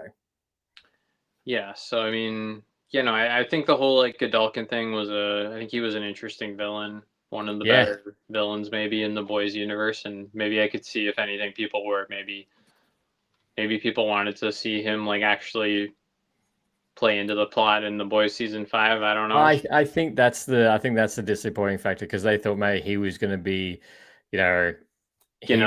almost like going to be like kind of a question of who's the real big bad. I mean, both of them, exactly. But like, yeah, exactly. Just kind of offed him, and it's like, okay, no, it's just about Homelander. Yeah, which it should be, because it's the final season. It really should be. There shouldn't be another factor into this. Yeah. Yeah, I don't know. I mean. Yeah, and then there's I don't know. I still don't really love Sage as a character. She just kind of like, she just knows everything. I don't know. That's her power. Yeah. That's her power right there. But look, Eric, thank you so much for coming on this episode. It's always a pleasure with you. It's always a solid rant with you. And I do appreciate it. And I really can't wait until you come back on the next one, which, the boy, get you back on for the boys season 5. And before that, we can get you on for X-Men 97 season 2, which is meant to be coming out, I think, March or May next year. But for everyone who doesn't, please go check out his channel. Go follow him on Instagram. He's been one of the best guests I've had on this show. Oh, thanks so much, man. I mean, yeah, no, I'm always happy to come on. You're always just a blast to talk with about this stuff, and yeah, I appreciate you continuing to bring me back. I'm happy to, man. I said you are one of the season regulars, and you always have a spot on here. Oh, thanks so much, man. Yeah, no, it's been fun. Well, look, ladies and gentlemen, boys and girls, ranters and rantettes, as always, thank you very much for coming and passing this episode. A big shout out to F713. Thank you so much for coming past and then coming back again. I really appreciate it. Hope to see you in the next one. And thank you so much for everyone who's come past and listens and watches. And as always, until next time, happy ranting. Thanks for listening to Lights, Camera, Rant. If you like the show, don't forget to subscribe so you don't miss a single episode. While you're at it, leave us a rating and review, and be sure to tell your friends. Until next time.